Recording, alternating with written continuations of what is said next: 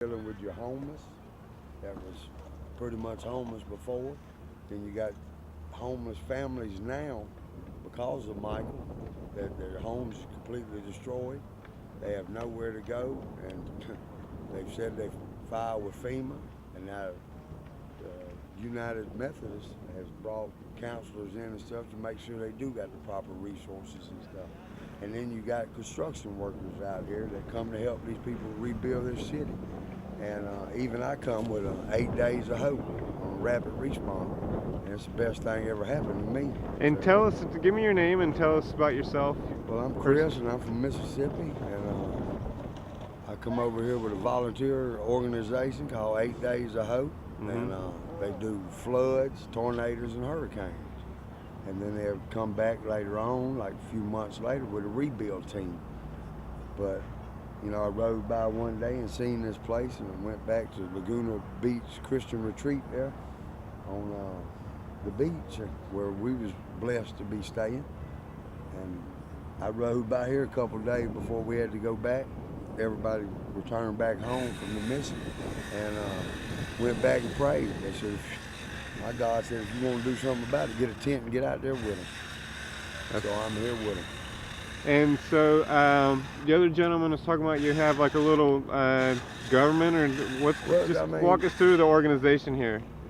We pretty much govern this on our own. I mean, we got Reno's over it, and I'm over all donations and stuff like that.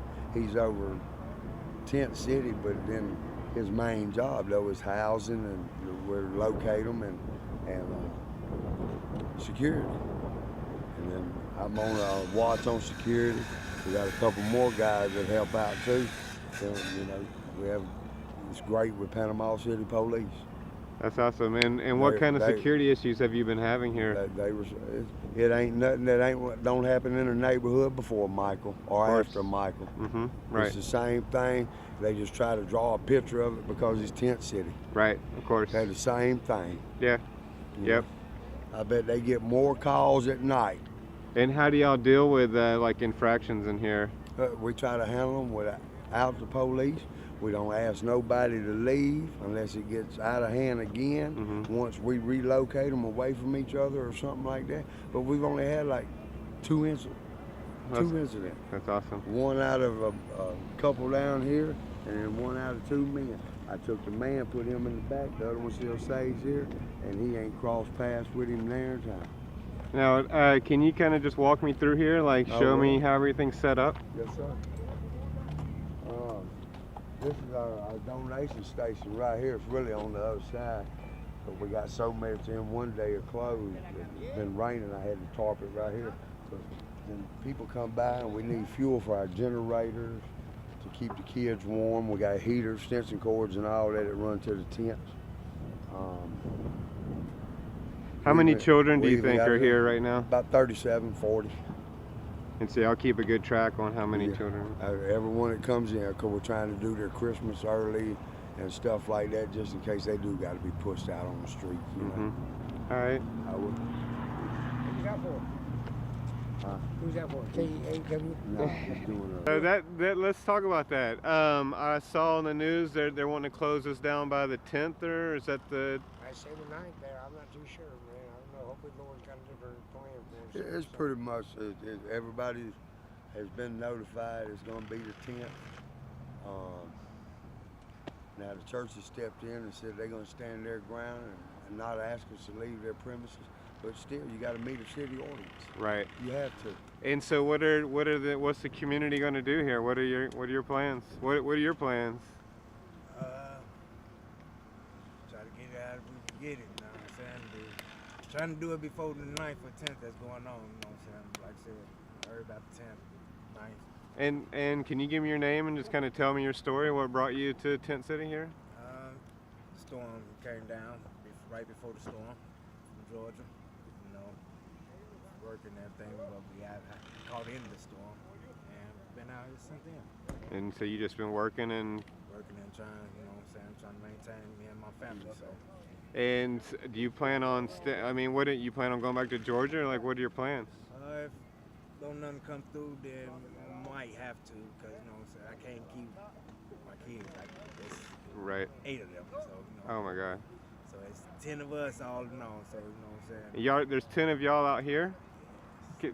Can you show me where you're at? A big family. Half of them in school right now.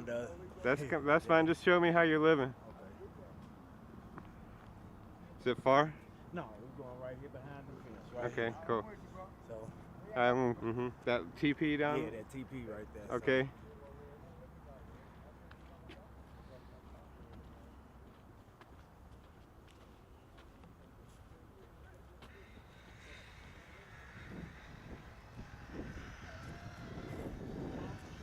And so tell me about, we've been having some bad weather, man. How have you been dealing with this cold and this rain and whatnot?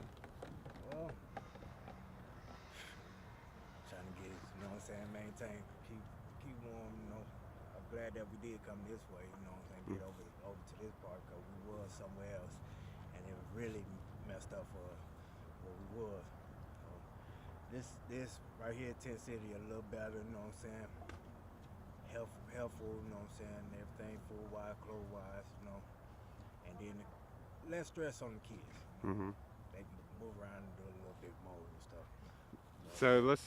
So how have they been handling though, being in a tent and being displaced like this? Been trying to keep them mellow, you know what I'm saying. I know everybody's frustrated, you know, that's one thing, but we can't, like I told my ladies, you know what I'm saying, we can't be too frustrated, you know what I'm saying, and show them, so, you know, have to be strong to keep everything together. So as long as we be strong, keep strong, you know what I'm saying, everything will prevail, you know what I'm saying. This just a rough in the path, you know what I'm saying, there's a little rough storm that we're going through right now.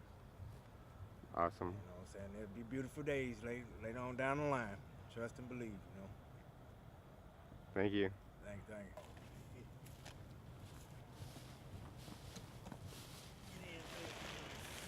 Oh, okay. And 8 of you guys are sleeping in here?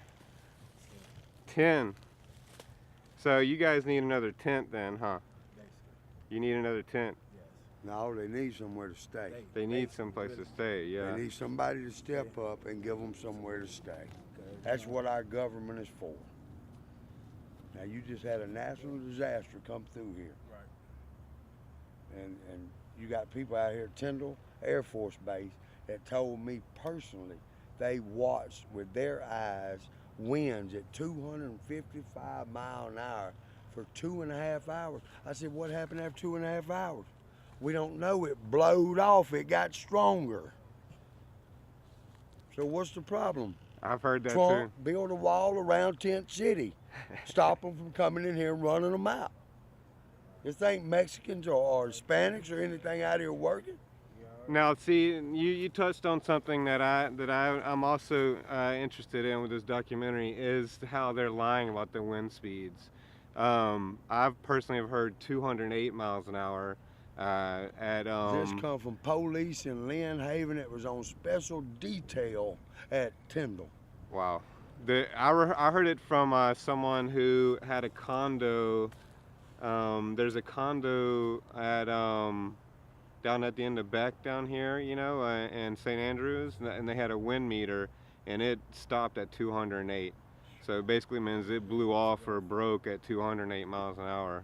But yet they're saying that, oh, it was only 154 miles an hour or whatever they're saying. I mean, which is still an impressive wind speed, but it's that's the government. Category 5. They keeping it hush up because FEMA have to pay 5, and all that FEMA's got to pay 4 insurance companies.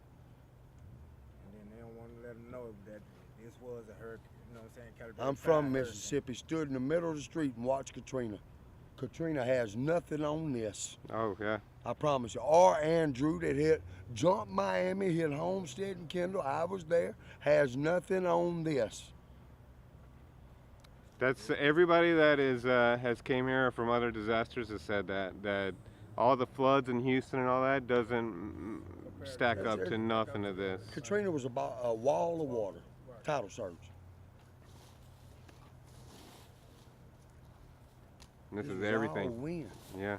And that little black box or whatever is out of the tender that blowed off, they found it. It's a black box. It's a recorder. Tell them to make that public. Definitely. I mean, the audience, when you go get 2 showers, I hope they didn't pay $25,000 for 2 showers. I hope not. Mm-hmm. And then the whole van around there's a rapid response. So I believe it was set here for a donation till it's over, and then they get it back in Mobile, Alabama. Right. Let's walk around some more. All right, come on. So I see some of these campers. Explain the campers here. Are these like guys that have came in, or how? These guys are living large, kind of. But I mean, a lot of them moved. We had a big one right here. We had another one right here, and a couple more back here. But they've got out because they got their money situation right. Mm-hmm. The construction workers that is in here, now they're homeless and can't get back home because of these fake contractors and all this through FEMA, this blue roof thing. Mm. Yeah, they got shafted. Now they got the contractors, so many, 87 of them down here in jail or something, or some of them bonded out. Yeah, so that's what's going on with the people that have been getting arrested for no contracting. They've been FEMA workers, basically. FEMA workers, but they come out here and lie to these guys. Mm. Saying they promising them a mountain and pay them like cash one day for working, and then the next day they got an excuse, we'll pay Friday. They work them all week and don't even come get them on Friday. Oh man. Disappear or something. And you know the majority of all the donations, we want to thank y'all. We just keep them coming, shower us with your prayers, and the Lord's gonna look out on these guys and myself. I mean, we just need the blessings to keep coming in. And these are not from organizations, did not come out of that church or anything. These are from individual people. I've had a lady drive from Louisiana with her, out of her pocket, bought 400 Subways. I had a company come in the other day from Valdosta, Georgia, with 300 briskets cooked, 400 pounds of sausage cooked.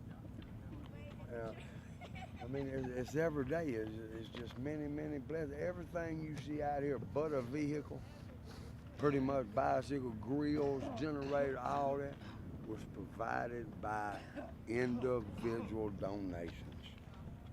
That's got a family member here, not in Tent City, but in Panama City, Florida, that they just,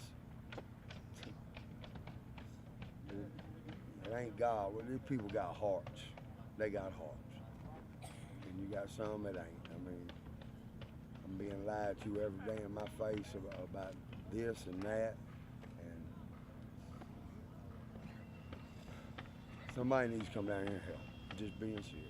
Somebody needs to step in and do something besides this church trying to do it. The mayor's not trying to help. City council ain't trying to help. There's been petitions sent to them for 10 days, not asking for permanent housing on your theater grounds that they gave the right to the church to man till it's over with. The police come out here twice a day, do their little round. Sometimes they get called out of here, but that's normal in a neighborhood. Now call them to your neighborhood. It might not be normal because they got blue roofs in the neighborhood too. They're just bigger tents.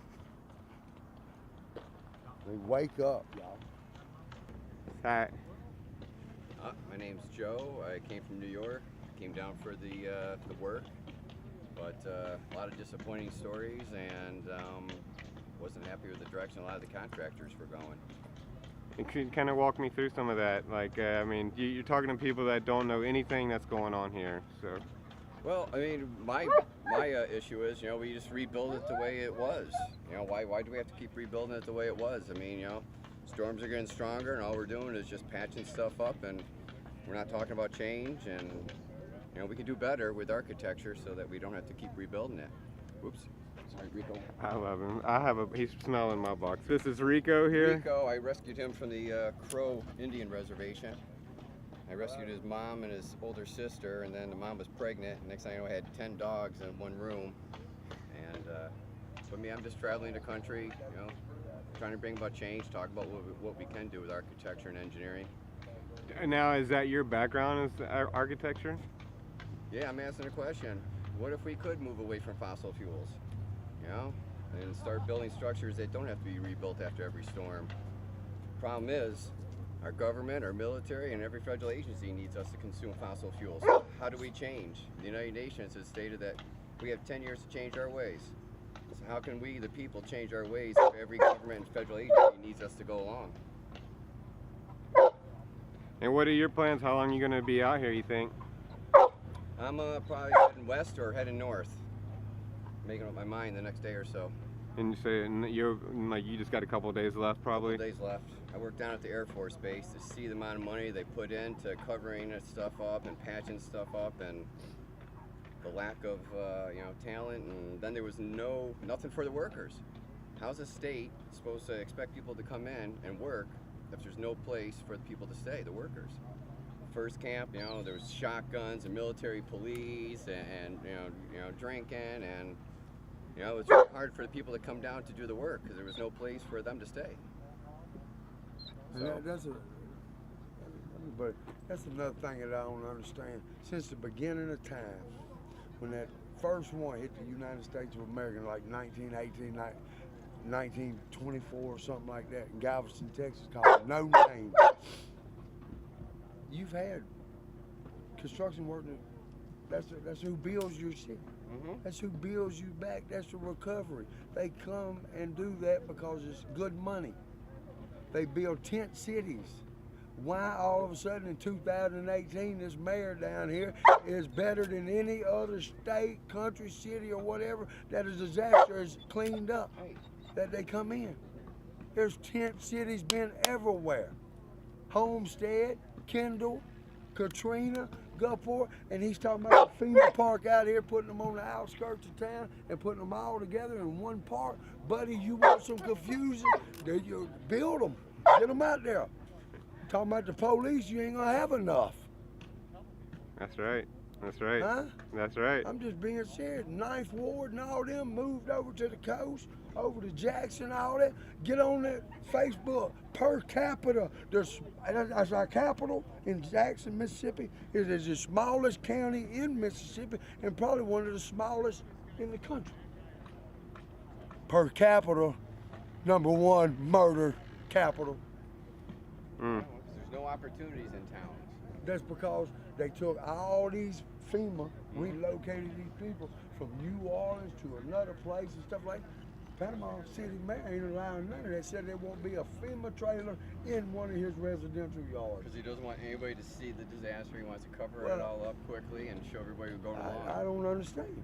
I don't understand. Why ain't somebody stepped in and said, oh, we understand you can do so much. Mm-hmm. Go. Well, we came from Nevada to move here, but we didn't realize the damage of the storm. Became homeless. Got myself a job. Now I'm back up on my feet. Got us a place. And what is your name? My name is Randy Summers. Randy Summers. And how long have you been out here? 2 weeks. 2 weeks. And is this you've already packed up, or is this your place behind you? We've already packed up. Oh, you've already packed up. Yeah. And so, are you staying here in Panama City, or what's the plan? We are heading to Santa Rosa Beach to a camper that we're buying from my boss on his father's property. Awesome. Well, I wish you the best of luck, man. Thank you. Thank you. You got that wrong. Without this community, you won't have your community healed. I mean, how's it ever going to happen? It just never will change. Just Because he don't maybe want take his 10 community. years. He don't want his community healed. Yeah. He And- owns all properties down on the beach. So, here. tell me your there's- story. there's- What brought you to Tent City? My son had passed away, and I came to volunteer in the Carolinas, and then I came to here, and now I'm just trying to get through. I'm buying a tombstone for my son, taking his little girl to Disney World. That's all I'm here for, and this place is a blessing. And they're going to take it away, and people like us that want to work and help this community and make money will have nowhere to go. And that makes no sense to me whatsoever. What is your plans after they put this deadline on? Move. I don't have any choice. Would I wait till the last person in the lot till the police carry me away? You have no choice. I'll be there. You just go where you got to go. And that's understood. I mean, rules are rules, but we're here to help. We're not just here to hurt. You see a little bit of broken edges around this thing, but the real reality is it's not as rough as it seems, because we're out there working all day. You see any people behind you right here? They're all working. Every one of them is fixing your home, your sister's home, your cousin's home. They're not here just drinking beer and breaking bottles. It's not like that, at all. Not at all. And how long have you been here? I've only been here a week, and I fed people last weekend and just free food, and they were gracious. They came up, took their little bowl of goulash, took their cheeseburger, took their chili, and said thank you, every single one of them. And then we rallied together. We each got a garbage bag with a bowl of chili, and we cleaned this place up because this is our home. How have you been dealing personally, like with the cold and with the rain that we've been dealing with? Last night was horrible. I'm in a van, but my battery died last night, and I couldn't put my window up, so I froze almost to death. Now I got blankets. By the grace of God, people showed up today, gave us free stuff as they always do, and tonight I won't be cold. And God is good, no matter how it works. And donation-wise, what do you guys need out here? Flashlights would help people. I don't even know, just so many things, like from bed mats to tarps to flashlights, things just to survive, keep yourself dry and warm, because that's where it really falls short. Thank you. Bless you. About 400, I'd say we had about 420, 430, something like that. But every time we get one that's got his pay or whatever, or however, or one of these homeless ones that's found a family member or something had means to help them and get them back on their feet just for part-time to get them out of this mess that's fixing to go on. Now explain to me, when, like this last week and stuff, like someone shows up here, what the process of getting them checked in, or what, like walk me through Number one, it. I can't refuse them. I'm not gonna refuse them or anything. How you just gonna put somebody right back out there that ain't wanted out there for real? Now the mayor sees his opportunity to get rid of homeless, and this is the way it's gonna be. So how do you get them checked in or organized or place them, or what? Walk me through that. Well, like pretty much this tent was set up for out front was to my understanding, I might be wrong, but ain't there a little GoFund page? I can pull it up on the internet real quick. I don't know. Got about $2,500 on it. So when someone shows up here, though, what, like, tell me, like, how do you handle them? Well, we ask them what they need and stuff like that, and find out that they're really homeless and stuff, and then we provide them with a tent, an area to sleep in. We completely give them everything to waterproof it, pad their floors where they'll be comfortable, plenty to eat. If they go hungry, it's because they want to be hungry. Mm-hmm. I've got plenty of food, it's everywhere. Plenty of water, it's everywhere. We got so much water, they use it for weights and stuff around their tent. But they don't refuse nobody if they go up there and there ain't no water. They just buy a tent and get some. But the tent was set up, to my understanding, is for a means necessary to get out of Bay County. If you had a vehicle, they was going to gas voucher to your destination, and if you ain't, a bus ticket to that. That's the way they just ship them out, huh? Now, I mean, that's the best thing to do. Mm-hmm. I mean, at least all the homeless and stuff, they gonna go. Mm-hmm. But they're still gonna be outside. That's the way they want to live. You go right down the street here to Pensacola, Florida. Let's get on this now. Dan Morgan's the sheriff. Mm-hmm. You can go in his sheriff office and get a piece of paper from him and tell you how to panhandle on his streets. Fly signs, do this, do that. You can't ask nobody. It's called aggressive panhandling. But then you get down here, on the other side, Walton County, and the other side, this one. But Bay County, just because y'all got 7,000 people to go in a Club La Vila, won't you take some of these and go over there and make them close half the bar down, where your money's being generated at, and give them a place to stay on their old burnout tent, their phone party room or something. Right. 7,000 people in one bar? The La Vila ain't open right now, for the record. They're closed down. That's because they ain't because his money ain't here spring break. They took a lot of damage too. Their roof got blown off. I'm just saying, you feel But me? there are, They worried about the tourists coming. They want to make sure that that's clean. Yeah. Turn that camera around. You ain't got a tree standing here no more. Nowhere, they all leaning.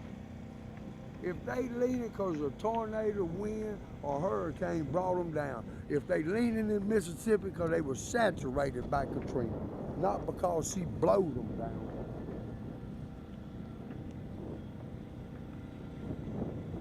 Tell me your name. What's your story? What brings you out here? I'm KK.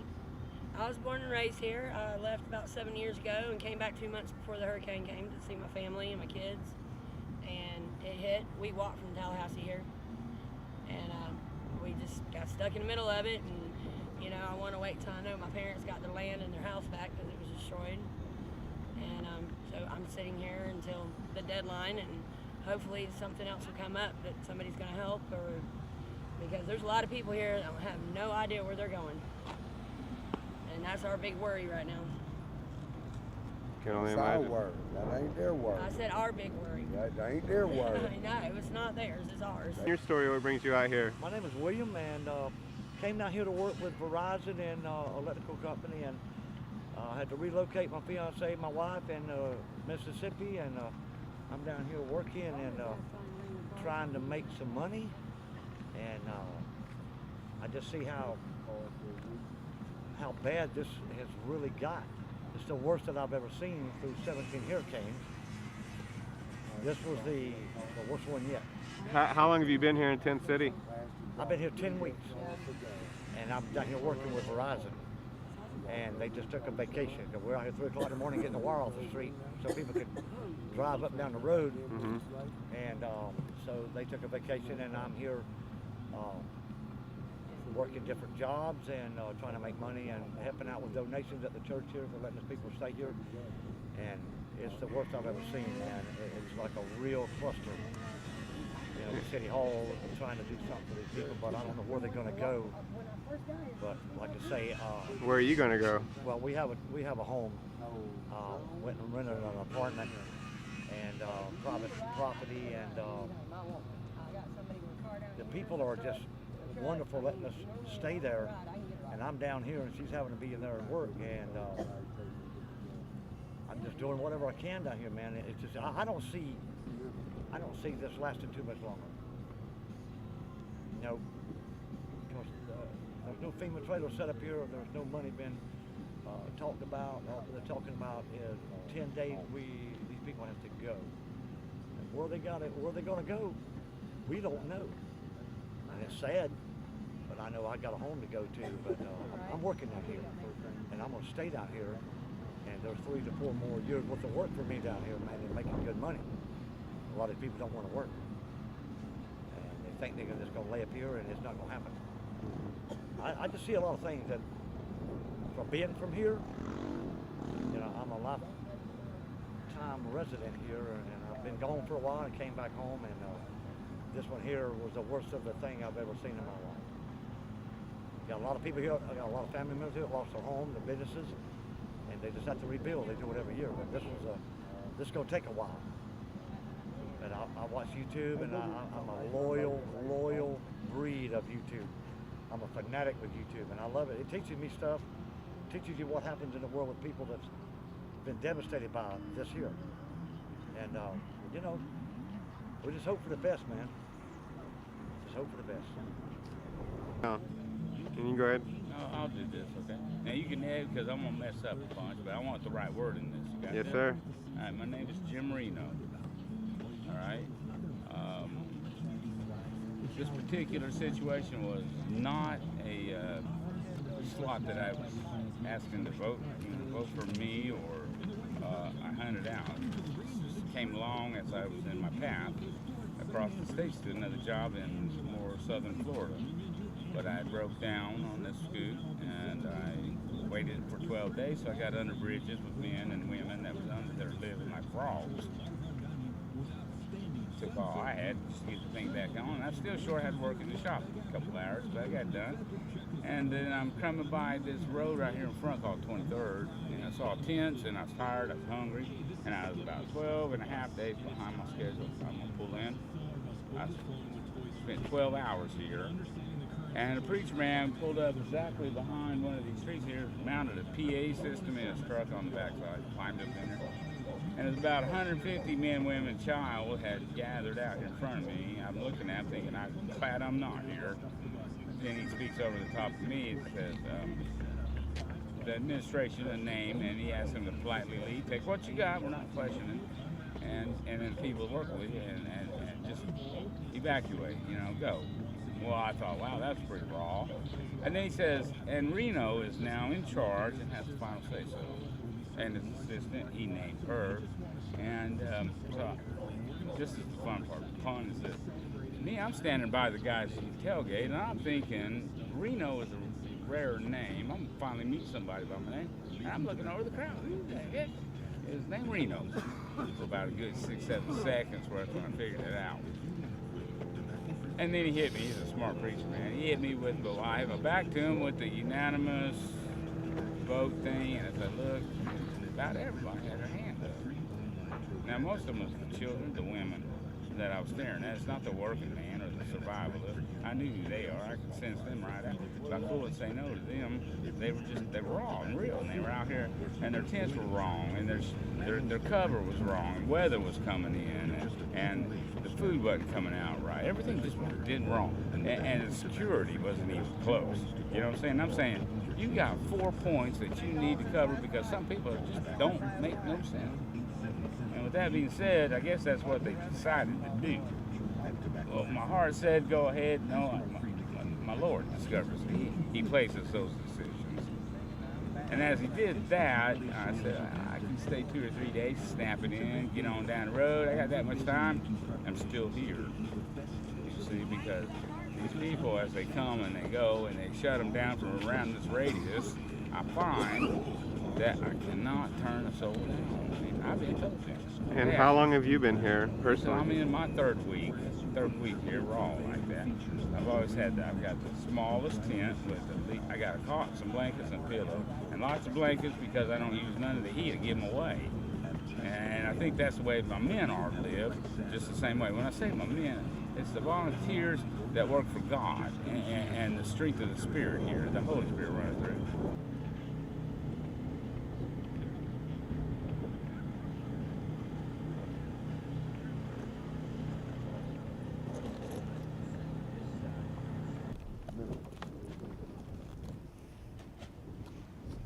Walk right around here. As you see here, the generator ain't running right now. Mm-hmm. It's out of fuel.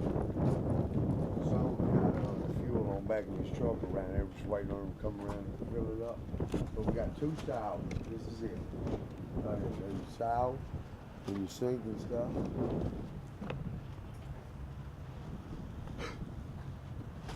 And the church did provide, the showers, and they provide shower boxes, which is a little bag. We put boxes right here that's got individual shower things, and each person is equipped to take a shower with.